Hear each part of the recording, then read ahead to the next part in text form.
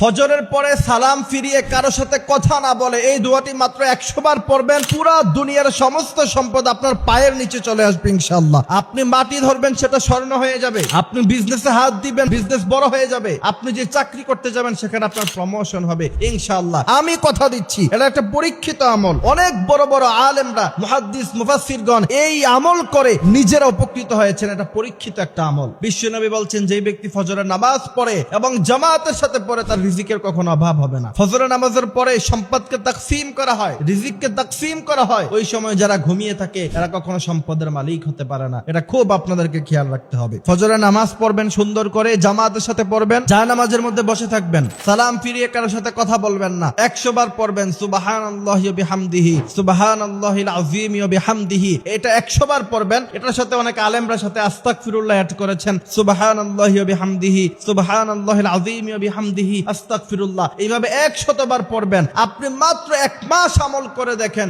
সম্পদ আপনার পায়ের নিচে এসে ধরা দিবে। সুতরাং দুশ্চিন্তা না থেকে, হতাশায় না থেকে, ডিপ্রেশনে না থেকে আজ থেকে আমল শুরু করে দেন। সেজন্য বিশ্বনবী বলেছেন, তোমরা এমন ভাবে আমল করো, তোমরা এমন ভাবে ইসলাম পালন করো, তোমাদের আমলের পরে তোমরা যখন আল্লাহর কাছে দোয়া করবা, রব্বুল আলামিন কখনো তোমাদের দোয়া ফেরত দিবে না। এজন্য আমার ভাইয়েরা, আল্লাহ বলেন, গোলাম তোমার কত দরকার, তোমার কাছে কত প্রয়োজন, এর চেয়ে বেশি আমার কাছে আছে। আবার বিশ্বনবী খুব সুন্দর বলেছেন, চমৎকার হাদিস বলেছেন, ভোর রাতে তাহাজ্জুদের সময় আল্লাহ রাব্বুল আলামিন সপ্তম আসমানে আকাশের মধ্যে এসে বান্দাকে বলে, বান্দা তোমার জীবনের কি প্রয়োজন আমার কাছে চাও, আমার জীবনের কতটুকুন দরকার আমাকে বলো, আমি তোমাকে দিয়া দিব। গাড়ি লাগলে বলো, বাড়ি লাগলে বলো, সম্পদ লাগলে বলো, আবার যদি স্ত্রী লাগে তাও বলো, তোমার জীবনের কি দরকার সব আমি দিয়ে দিব।